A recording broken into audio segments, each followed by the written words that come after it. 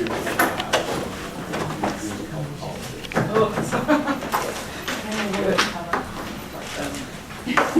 have suffered a teacher. Good morning, everyone. Good morning. Thank you for joining us for this guest lecture series. This morning we have Dr. Susanne Wiborg from the University College London's Institute of Education. She is a reader in education and former head of Department of Lifelong and Comparative Education. She is also a member of the Economic and Social Research Council funded by the Center for Learning and Life Chances in Knowledge, Economies, and Societies at the Institute of Education.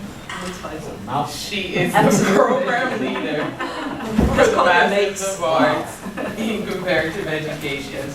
Wiborg also specializes in comparative politics of education, has written extensively on politics, vested interest, and reforms of education in Europe and the Nordic countries. Recent articles include neoliberalism. Oh, you don't have to read that. We're making you look awesome. I think you are. And she's going to take over from here because the rest of this is her world. Thank you. All right, well, good morning to you, and thank you for having me here. And I'm really delighted to give this short presentation on the research I am doing and that I teach about on the course on comparative education in London. My students, as here, I suppose, come from all over the world, and some of them have a particular interest in studying the Nordic countries.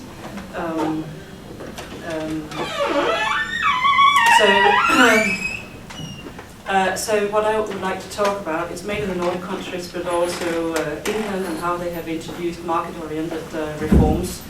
As you know, this is a reform package that has been introduced all over the world over the last 30 years, and some are even assuming or arguing that this leads to education system converging, they're becoming more and more similar to each other.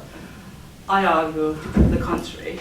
I don't think that they are becoming more and more similar to each other, because when you start scratching the surface and you see how they implemented or not, even rejected, and they have and resulting in very different outcomes to such a degree that it's very difficult, certainly for the Nordic countries, to say that they are converging. For the Nordic countries, I would actually argue that they're becoming more different from each other. They used to be very, very similar countries in how they organize education. I would actually argue they're becoming more different from each other because market-oriented education have been introduced to very different degrees in this part of the world. And why is that? This is fun, interesting as a comparativist, try to understand why this is the case. But what is it? What has happened there? Well, Sweden. Let's take Sweden as the first country, because Sweden has, being the most social democratic country of the Nordic countries, I think we can say that, have actually implemented market-oriented reforms to the furthest extent in this region. It had privatized education to a degree that you don't see in the other Nordic countries, even in England, and you wonder why that is the case. They went, and not only privatized, they have decentralized. They went from an extremely centralized system. Do you know a little bit about Sweden? That it used to be a very centralized, used to have a very centralized education system. All the schools were comprehensive, so on. So they went from that system, from an extremely decentralized system, increased school autonomy. They have privatized education. They have boosted the private education sector dramatically. They are allowing companies to run free schools, which are very similar to the charter schools in America, for profit. Probably the only place in the world where education businesses are allowed to run schools for profit, all financed by the Swedish taxpayers. So they have, so these reforms have been implemented in Sweden, and it is actually quite incredible that they have been able to do that, which happened from the early 1990s. Before the 1990s, less than 1% went into private school, because it was believed that the state should not allow any private initiative. Good quality of schooling should be provided by the state only.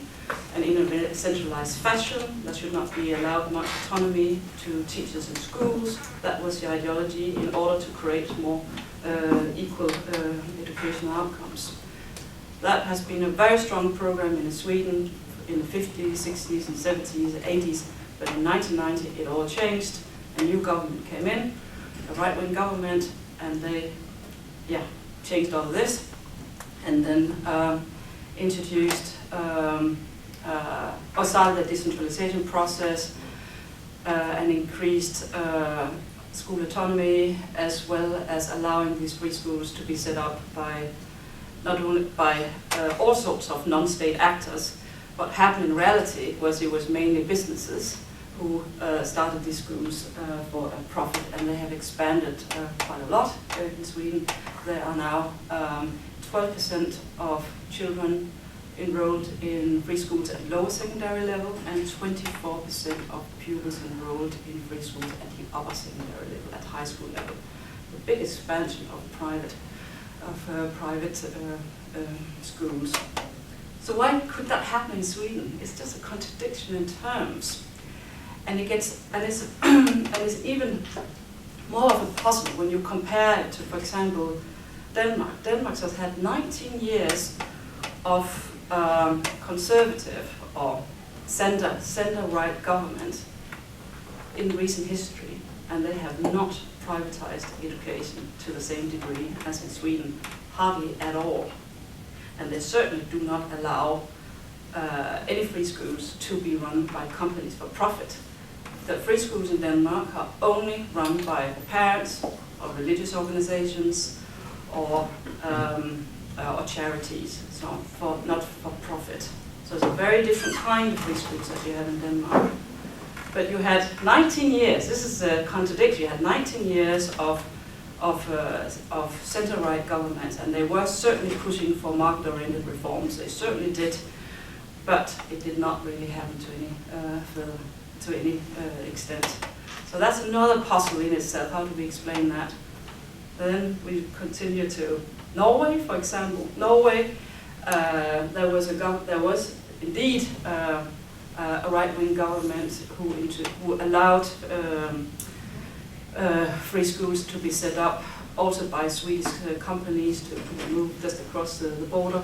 But a few years after, you had a Labour government, and they stopped this development in its tracks. And now it's illegal. You were not allowed to set up a free school in Norway. So they still only have less than 2% in private schools in Norway. And Finland is very similar to Norway. Privatization is not really happening. Government have been trying to do it, but there are strong forces, politics, who stop this from happening. So Sweden is the oddball among the Nordic group. And even if you compare that to England, because in England free schools were introduced too in 2010. I don't know whether you've followed a little bit about academies and free schools. They were introduced by the coalition government in 2010. In a way, it's actually quite a radical policy because these schools can opt out from local authority control, so they have actually a high degree of autonomy.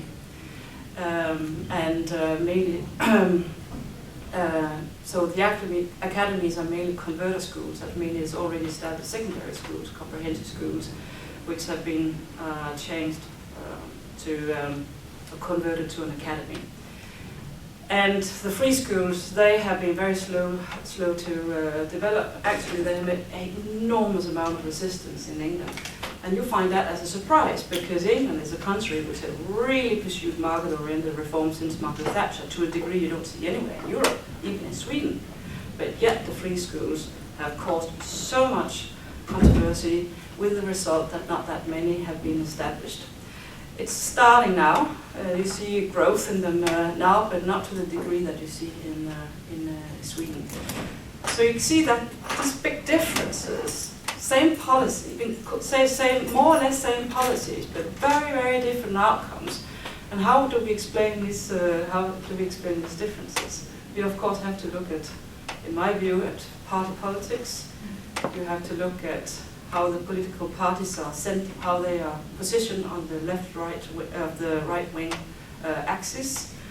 And you have to look at vested interests such as teacher unions, because these have formidable power in Northern Europe, not so much in England, but they still have a formidable power to block market-oriented reforms initiated by central government. Look to Sweden, for example. So Sweden, you had mainly social democratic governments since the Second World War, even since the 1930s. They have been minorities, both majority and minority government, but they have been mainly social democratic governments, and it's only very rare that you have a center-right government there. But a center-right government came into power in 1990, and they were starting to have sufficient power actually to criticize the welfare state that had been built up in Sweden and the highly centralized education system. They claimed that it was too inefficient, inflexible, too expensive, it was stagnating, and the teachers were not innovative, and so on. We need to change and create a more dynamic system, and most importantly, we need school choice. So, and diversity in the school system and school choice. So they came in 1990 and introduced these whole vast area of reforms, massive reform initiative that I'd never really seen before in Sweden.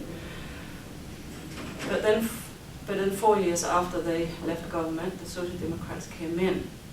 See, that's what I think is very significant, because what the Social Democrats did was not to reverse these reforms, because that sometimes happens. But they didn't. They actually accepted them and continue implementing on the lines of the previous government. And why would they do that? Well, the Social Democrats were actually in crisis at the time. They had realized that they had come on an increasing pressure from the right, and they themselves, as a response to that crisis, started to move towards center politics. This happened actually all over Europe. Most notably, the Labour Party, we know under Tony Blair how he moved to the right to win the election. It was a landslide election. After the election, he got a little bit back again, especially on the Brown, and so on. And the same happened in Sweden, so they moved more to the right, and so on. And then they accepted these policies. What they did to the free schools was saying, in a social democratic manner, they should be allowed for everyone, not just a few, and therefore we're going to finance the free schools 100%, not just 30%, in order not to have school fees. So the schools are now free of charge, which is aligned with social democratic thinking, but that was their sort of compromise. So accepted the free schools, accepted that companies could make a profit, but they wanted the schools to be free for everyone. So they're non-selective, they're non-elitist, everyone can go to them, and so on. So they accepted these schools, and that's why they're allowed to flourish. Also, in the 1990s, I argue that the teacher unions, which used to be exceptionally powerful in Sweden and still is to some extent, were totally bypassed during the legislation, the free school legislation. So they were not heard at all. They were, of course, very upset about this, and they went on strike and protested, and all the means that they have to influence the political system. But instead, to solve the crisis, they were given an increased salary and so on to keep their mouth shut, and then the reforms were implemented. So if you then move to Denmark, try to explain why they could not introduce a free school in Swedish style, even though the government tried to, it was simply because they were really stopped by a very powerful teacher unions. But not only that, in the 1980s, there was a 10-year center-right government, in which there was an education minister who served for 10 years, very long time, and he was absolutely determined to reform Danish education along neoliberal lines, really pushing forward. But one issue was it was a minority government, and there's not much a minority government can do on its own. It needs support from fractions of the opposition parties. This is when you talk about multi-party systems, it gets very complicated because decisions are dependent on the alliances that you make with other parties and also the opposition, especially in Denmark. So it was a minority government. You can't get anything through in education if you don't have support from your other governing parties, of course, and then from a big section of the majority of the opposition, and also the teacher unions. Because at that time, they were still sitting on commissions, they were still part of the hearing process and so on, and they had the power to block policies, and that's what they did. So the opposition parties, which were Social Democrats and a few other smaller left-wing parties, they got together, allied themselves with the teacher union and the local authorities, Association for Local Authorities, which is a very powerful group or association in Denmark. They got together and the minister could do nothing. So it was very little. Don't exaggerate. Very, very little. The only thing that he achieved, or the government achieved in 10 years, was just to increase school autonomy a little bit by ensuring parents were sitting on the school boards. All that happened in these 10 years, because all these big plans were totally debunked by a powerful vested interest. That's how you can explain that you can have a right-wing government for so many years, but they can do nothing if you have very powerful vested interest. I think they have something similar situation here in America sometimes. And then with Norway, if I move back to Norway again, the teacher union there is a very, very powerful force in politics. Even stronger in Finland. In Finland, you only have one teacher union. 97% of teachers are members of that union. The government can do absolutely nothing without their consent. They are too powerful force in politics. Usually, when you read about Finland, they praise themselves that we are so sensible when we do policy, we don't make major changes, we do what the teachers like, we have a fantastic system, there's no need to change it. Yes, it may be true, but the reality is that the government are actually trying to reform are trying to reform education in Finland and so on, but oftentimes they're absolutely stopped. They can't do it because of the teacher unions. But that's a story that is largely untold when they read about the Finnish success. But there's some research I've been doing about that. And go to England. Well, I think a lot of the answer behind why legislation could be followed through to the extent it has in England. It has, for example, the most school diversity in all of Europe. It has more than 10 different school types in secondary level. It has and academies and free schools, they are not part of local authorities anymore. And more than half of secondary schools in England are now academies.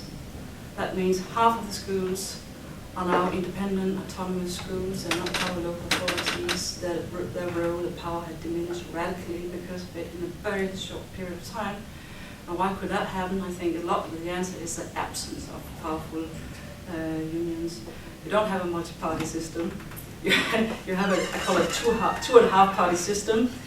Two-and-a-half-party system. They have a lot of power to implement their reforms, and unions are bypassed. They have been it for years. They don't have much power, and also the unions are very fragmented in England, and they're fighting each other or competing with each other. So they're notoriously known for the competition between the unions, which weaken their collective clout in dealing with the government. So, for me, that can explain why these reforms have been introduced to such an extreme extent.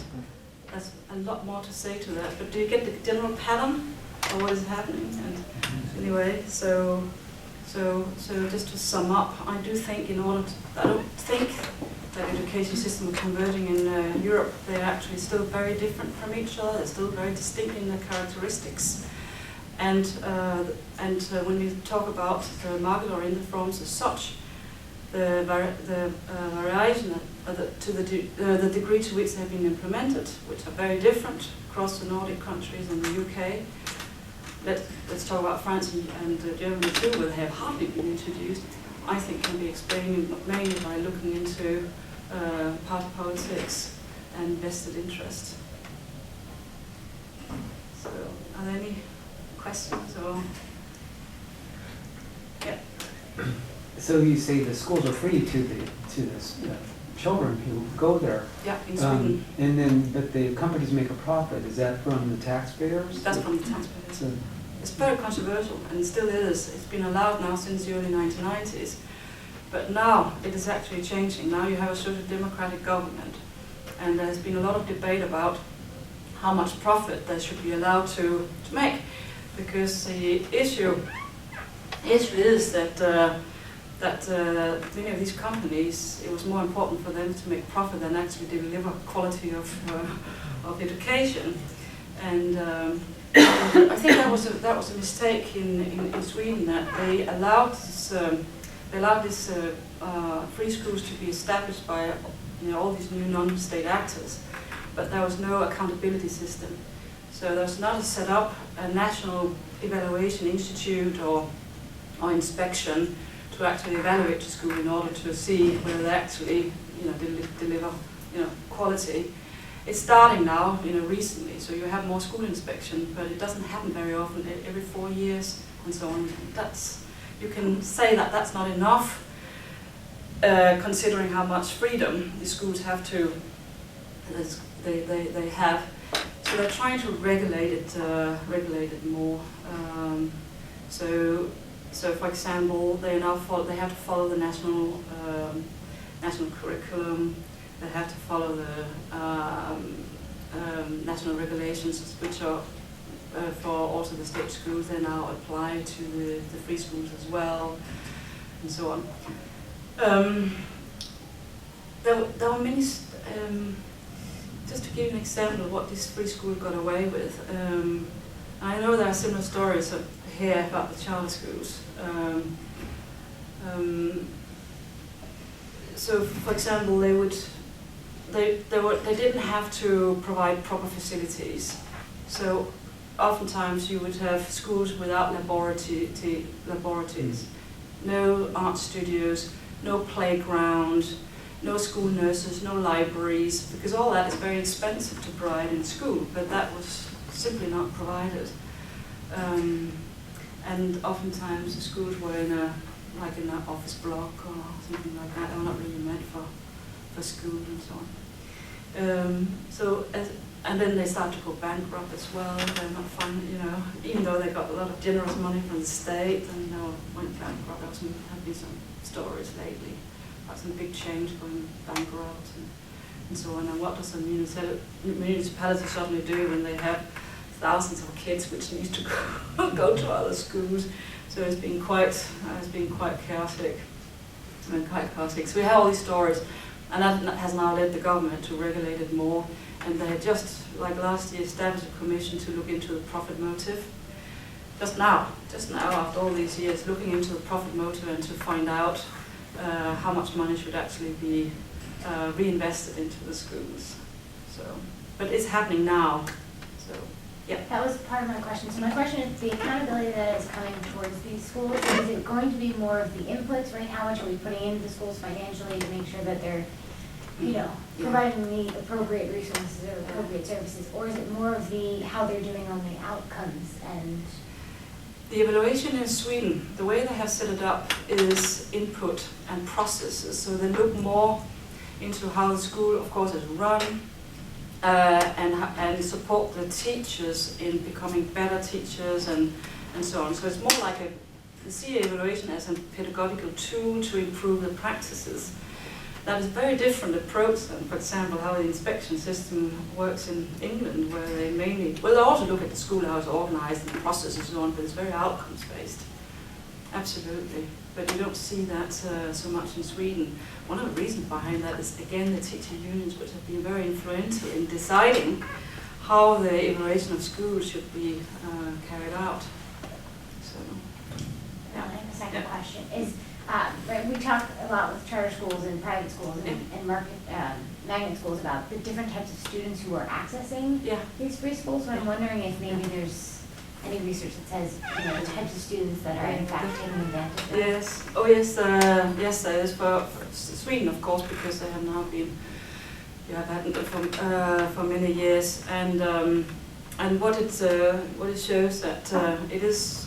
The schools are mainly located in urban areas, so in Stockholm, Göteborg, Malmö. It's big, not so much in the rural areas, very few, and they're intended mainly by middle classes. So it's the same pattern as you see maybe in the charter schools, perhaps similar. A little, the urban piece, definitely. Yeah, in urban, yeah, but then exactly when you move outside, it gets more mixed. That's the pattern, and. That's definitely the pattern, and surprisingly, the schools, the free schools in Sweden are actually quite popular. They're critical about the profit motive, but they do like the schools and they do like choice, and because probably it's the first time they ever had choice, so they could actually choose something different than a school that was assigned to them by the municipality. So they are popular. Even though they have been criticized a lot, also by researchers, and on the quality of them and so on. But it's mainly middle class. And study for about free schools, a study about who are enrolled in school just came out last summer. The very first study, and I was part of that research. It was very interesting. What it showed was, that the government. Their rationale was that these schools should be established in deprived areas and catering for students for less resourceful students in deprived areas. And what we could establish was that it is, for London at least, the schools are indeed established in these areas, but they are attended by parents from middle class areas, so they're busting. That's what we could see. So, for example, those students in school meals, that's how you will determine that in England school meals were, I can't remember the exact figures, I had to look at my article, I can't remember that figure at the top of my head, but it was significantly lower than in neighbouring schools. So they take in less advantaged students than in the neighbouring state schools. So they're not fulfilling the government's intentions on that. Yeah. So a question about here in charter schools, if they have oversubscription, there's lottery systems to get Yes. into the schools. Is that similar to the free schools? It is organized differently from municipality to municipality. They are. They have now the authority to distribute students in the municipality, but they have no authority over the free schools. So the free schools, they have a system which is called they have a queuing system. So those who come first are served first. The rest then must go to a different school that the municipality assigns to them. That's how that works in Sweden. Yeah. But it's interesting with school choice because it comes into it. I just finished an article about school choice in Denmark. It was very interesting to find out why it doesn't work at all. In 2005, school choice was introduced by the Liberal centre-right government, and only 12% of parents actually choose a different state school or public school than the one assigned to them by parents. I'm not talking about private schools now, just different public school than the one assigned to them by the municipality. Only 12%. Once they enroll at primary school level. Once you get further up, then it's less than 3% who, like at secondary, less than 3% who actually choose school. So in effect, we don't have school choice. So I thought that was very interesting to probe into. And I was investigating just 3 municipalities, and one conservative, one liberal, one social democrat. Social democratic municipality. And what I found was that the municipalities, and it's not only for these 3, it is really all over Denmark, they continue to use a pupil assignment scheme. and they regulate or redesign the school districts every year to cater for different shifting demographics. It's really social engineering. That's very Scandinavian. So but it's really Scandinavian, and that has been maintained. So even at national level, yes, we have school choice. It's a right of the parents to choose school, but in reality, it doesn't happen. So they have these pupil assignment schemes, and also these municipalities are very they are supporting this by very powerful teacher unions, because teacher unions don't want school choice because you risk losing jobs. So they're fighting to maintain their jobs, and therefore they fight school choice. So I find that combination very interesting. They fight it for different purposes. The municipalities, they have the pupil assignment scheme because they want to distribute students more equally in the municipality. So when you have a lot of children from immigrant background coming in, they want to avoid them being concentrated in very few schools. So they spread them around like that. So that's the reason why the municipality want to keep to that. And they do that by capping student numbers.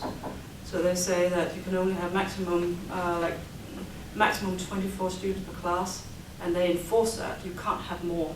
And then you have to go to another school. So it's very strict regulations on that. And then that's their reason for doing it. And then they have unions with a different reason, but serving the same purpose. So you have then the parents that don't get the choice, and then they take to the streets, they demonstrate, they say it's our legal right to choose, but we can't get our choice.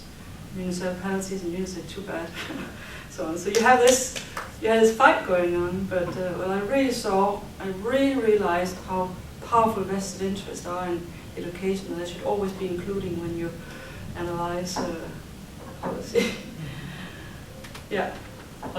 Were there, before these reforms were introduced, were there differences between the countries in terms of how the public perceived the quality of the schools that the government was providing? And is there any evidence that satisfaction or dissatisfaction with existing schools would explain? Yeah, well the thing is that when you have had decades of equalizing the education system in Scandinavia, then the schools are very similar to each other. And hopefully also the same quality, but they're very, very similar to each other. So they have mixed intake, but relatively high, the same quality. I don't know whether it's high or low, but it's the same quality. Yeah, because it's spread. Yeah, that has been the policy for decades. So yeah, and of course that doesn't give any incentive to parents to choose, because it really doesn't matter, does it? Why should I take my child to a school far away from me if it's just the same as the one down the road?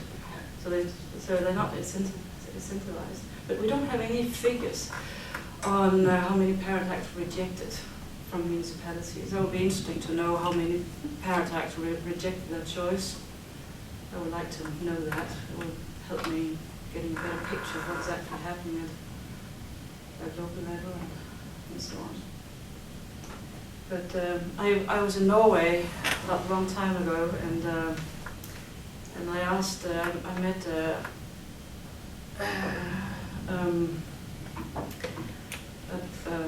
person there, Norwegian, and I asked, so where are the good schools in Trondheim? I said, where are the good schools?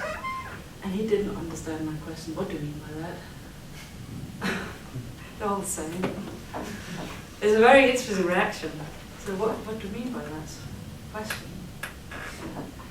If I ask that question in London or here, I mean, people say this, these are the top schools, and these are rubbish schools that were there, and so on. But it tells you about how equal they still are. Also helped by that you have teacher training. You only have in Denmark, Norway, Sweden. Denmark, they have only like one main type of teacher training. So in Sweden they have two. They also have started to have a university-based teacher training, but it's mainly takes place in colleges. So only one type. So there's no diversity in how you prepare teachers. So they all have the same socialized and the same way of thinking, values and so on. But that helps also all unionized. So it's quite homogeneous. And I can see that now after living in England for 10 years, and I come back, so, oh goodness, you think the same way. I'm exaggerating, of course, but just to make a point. So I actually have a question related to that. Is there standardization of certification or the kinds of training or degrees that teachers need in the free schools? Or is it up to the commercial entities themselves to choose that? Or?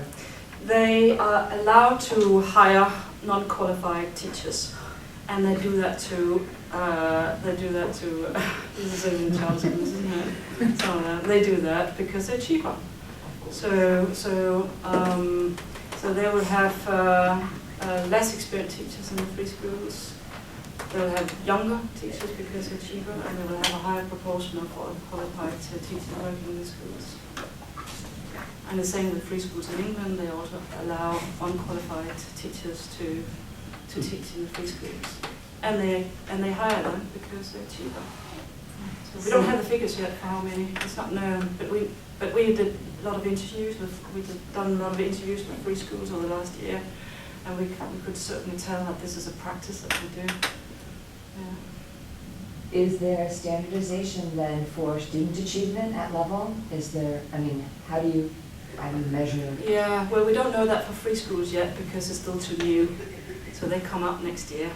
That'll be the first time we will know the exam results. But for Sweden, we know what has been found is that on lower secondary level, the student performs slightly better than in the state sector, but that is completely cancelled out once they reach the upper secondary level. So there's no advantage to go to free school in order to progress through higher education. That slight increase in lower secondary level is discussed has something to do with grade inflation, because they have to attract students, and so on, and they tend to give them higher grades so they can, and so on. So there's a big discussion about that in Sweden at the moment, and so on. But they don't, but the school they don't have higher attainment level than the state sector. I was not surprised when I saw that, because exactly the same figures for Denmark and for Norway. If you see the entire sector altogether in Denmark and in Norway, they actually perform less well than the state sector, slightly less. But if you just take out the academic-oriented private schools, they do perform a little better than the state sector, but it's not significant. So, and why don't they perform better in Denmark? It is basically because that once parents they choose private schools. The only choice they have in Denmark is actually go for private schools, and that is a quite relatively big sector in comparison to Norway and the rest of the Nordic countries, even Sweden. But that's for historical reasons. So they have a big sector. 12% are enrolled in private schools in Denmark, but these are non-elitist schools. They're non-selective. The fees are very low. They're means tested. So the higher you earn, the more you pay, the less you pay. It's means tested. And the parents who choose these schools are mainly because the school is small, because they have a particular ethos, because they have a particular pedagogical program and so on that they like. It's not because of academic achievement. They don't even, in the survey, they don't even look at academic achievement. In England, it's comparatively very much driven by attainment, the attainment levels of the schools. That is the main driver. But in Denmark or the other Nordic countries, it's not. And still, solid middle classes who choose these schools, but not for reasons that you would expect. So there's cultural differences. It's more laid back, I suppose, and we think more about the child's whole education. It's still very, they focus very much on social skills and emotional development and so on, and academic achievement that can come later. It's an attitude you actually find quite common when you travel around these countries. So what drives parents to choose is very different from country to country. I don't see any convergence there at this level. So less competitive. Yeah, it's quite surprising. But it's fun when you see these differences and try to explain why. I enjoy that. Yes. How much of, you mentioned bankruptcy in Sweden. How much of an issue is that? Is that quite a few schools or? There was last summer there was a chain, one of the biggest chain that went bankrupt. I don't remember how many schools. I think they had like 10 schools or something like that. And then you also have individual schools that went bankrupt. But most of the schools are actually part of a chain. So you have around 10 major companies operating in Sweden, all having chains. I wonder what business they were in before they started running schools. Pardon? I wonder what business they were in before they started running schools. I know one was in dog food. Yeah. But okay, it's true actually, but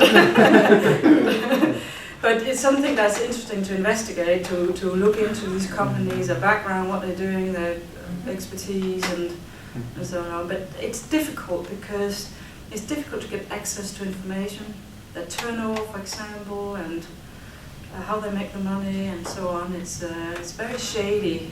It's very shady to get information. I've been digging around, and it's not been easy. And I met with Kundskapsskolen, is one of the biggest chains. The director of that, he lived in London for a few years, and I tracked him down and said, "Well, I'm a Dane, you can speak."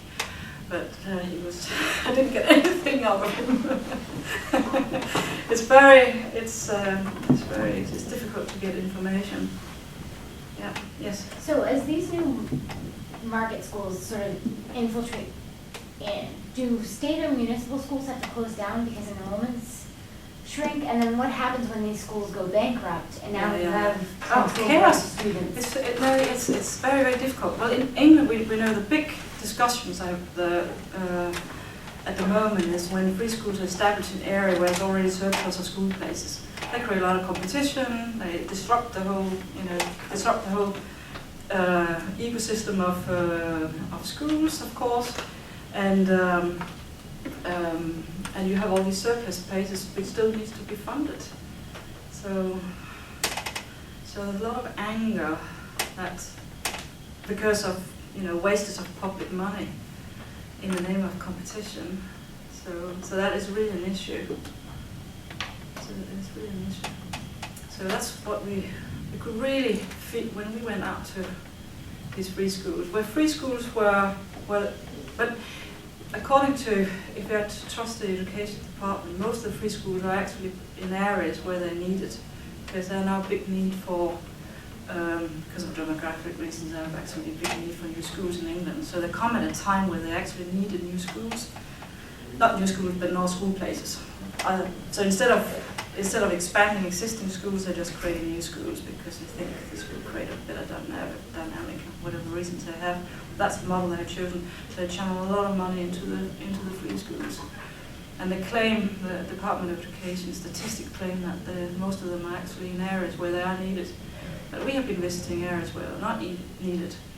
And there's not much community spirit there because it creates a lot of hostility and so on. Local authorities are reluctant to give them any support, and even though they don't have to, but sometimes they haven't anyway because they can buy into their services and so on. So, and they're creaming of, they're fighting for each other's students and so on. So it does disrupt. Another thing we found in our research was actually schools tend to be quite isolated. They don't collaborate with other schools and so on. They're quite isolated. And then they struggle a lot. To survive, so on. Yeah. So are the tax allocations made on an identical basis, like per pupil, for the free schools compared to the public or regional schools?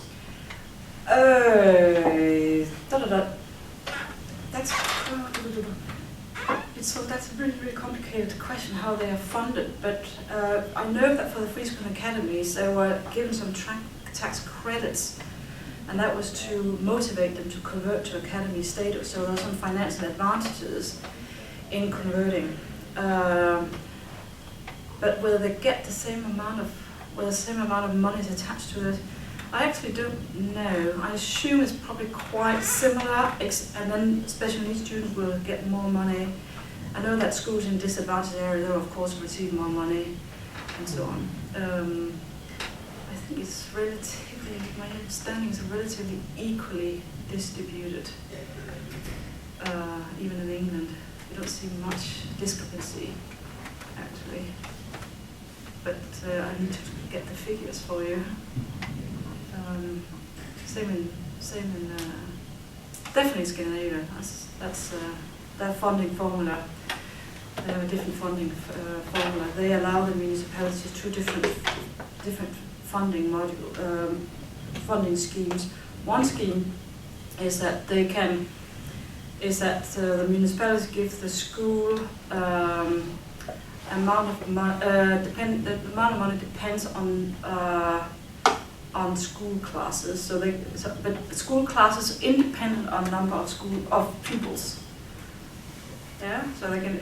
So this number of school classes independent on pupil numbers. The other scheme, when it's talk about funding, is very complicated. And the other scheme that municipalities use is actually a pupil-based scheme. So they get funding per number of pupils per schools.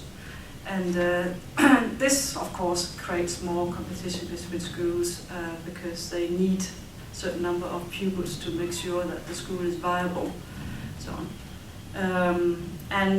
So it's more liberal municipalities that will go for the pupil funding model, and more conservative and social democrats that will go for the class-based funding model. Just to tell you, and I'm sure it's much more complicated in England. Everything is very complicated there when you start digging down. But you need to ask an economist of funding, how it's funded. Does that help a little bit? Yeah, it's just a little bit baffling that there would be an almost equal distribution of tax, but without accountability. Oh, in England there is. Absolutely, there is the Ofsted inspection. There's a very rigorous inspection system, hated by the teachers. Yeah, absolutely. So they will write a very extensive report, and then the school had to comply with the recommendations, and then when they are inspected again, then they will have to show that they have actually improved on the lines that they have suggested. And these reports are public, so people can go in and have a look at them. And then, of course, ranked. Everything is ranked in England. No, but it is ranked. So you have outstanding, good. What is it? Outstanding, good. Outstanding features. Medium. Yeah. So they have like that. Yeah. Requires improvement. Requires improvement and so See, on. even I know. And then special measures is and so on. So it's a quite rigorous system. Absolutely. You don't see that in Scandinavia at all.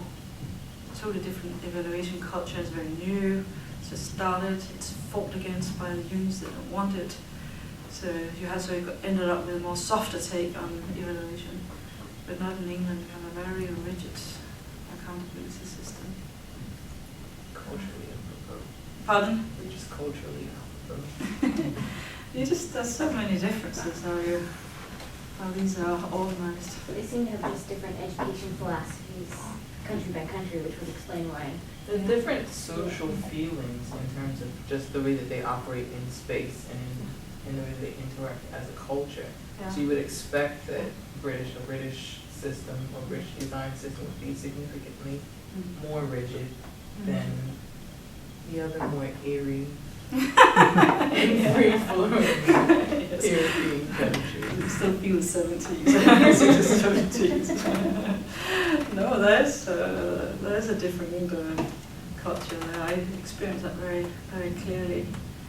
Very clearly. In England, it's more academic oriented, social skills, emotional development. It doesn't play as a big role in education. It is discussed, of course, but it's not what really. It doesn't dominate all the arts and all the sport and things. Except if you go to a very, very expensive private school, then you can get a really comprehensive all-round education. But if you go to the state sector, and then parents are very concerned about the academic performance of the schools. They start very early. Testing start very early. System is very divided. It's very diverse. Testing, I've not been talking about testing. It starts very early. In some schools, even in primary schools, they have a testing system. They assess the pupils from very early on. and so on. So there's a different, so it's a very academic oriented. And for the race to the best universities and so on. But they still don't do well in Pisa. It's just so odd, isn't it? You have this, it is actually strange, and you can see, and we have. How do they do on Tim's though? Because Pisa has a cultural piece to Yeah. it that Tim doesn't necessarily have. Yeah. It's all, I don't know exactly where they are, but it's not Dramatic. promising. Okay. No, it's, I can't remember off the top of my head, but the scores are quite low for, In Pisa, where's the United States in Pisa? You know. low. Yeah, England and the United States are quite low. Like Down. 120th or? No, 45. 48. Well, now it would be good to have my 47, PowerPoint. I could just scroll quickly through us. They're quite low.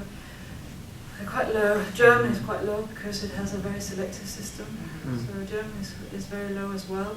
But then you've seen a recent surprise because they improved quite considerably in the last Pisa study, despite still having a selective system, which there's no way that they're going to break down ever in Germany. So they get selected from the 8 of 11 in Germany. In Finland, still at the top. And yeah, they've gone down a little bit, but they're still in the top. Yeah. And Sweden is interesting because it has been, like with the rest of the Scandinavian countries, they've been around the average, just above average. Not fantastic good scores, but just above average. And then Sweden made a dramatic decline over the last 10 years. Because they don't have laboratories and. Yeah, No, because they don't have seriously, laboratories and the school libraries, they don't read anymore. Yeah. Yeah, well, the free schools, they're too small in number to have an impact of the overall Pisa statistics, but they do play a role, of course. But statistically, yeah, they're too small. So there's a big debate trying to understand why the scores have really gone down in Sweden a lot. So it looks like the US is 37th on Pisa in math. Oh, you got it. 2012, yes. Yeah. Okay. And the UK was then 27th, so they're 10 countries ahead of us. But Finland is maybe 10th. Yeah, but it's gone down. It was, Yeah. as you know. But Switzerland is higher than Finland, and the Netherlands is higher than Finland. How many countries are we talking about? 65. It's not like all of them. All the OECD, all the OECD. Yeah. It's about the same, really. Yeah. Thank you very much. Yeah.